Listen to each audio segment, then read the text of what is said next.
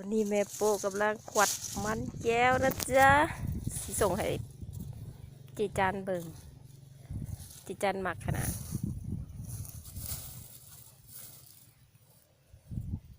มันอยู่ตื่นเนาะ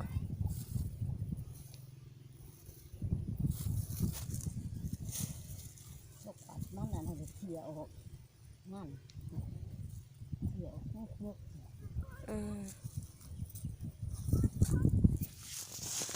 เอามากินว่ามัน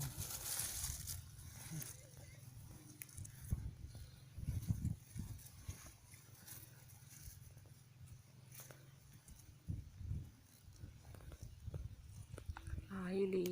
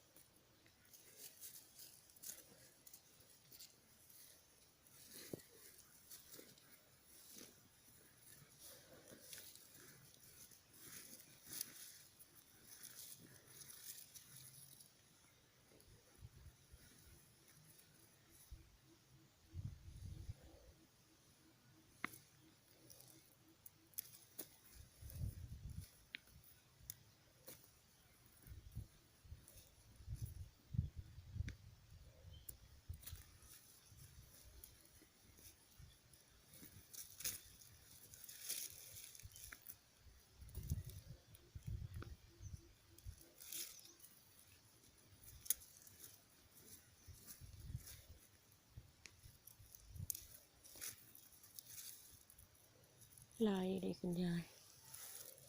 มันให้อยากแมงมันแข็งดินแข็งเลย ดิ้นมันแข็งดินอ่อนป้าโทษป้ามันใหญ่อันนั้นจะขวัดพวกแห้ง ไม่ได้แต่หัวสำนีเนาะ เบี้ยวลูกขนาดมันดินแข็งป้ามันสิแก่จังหน่อยมันแมงถ้าป้าเอาขึ้นมาแมง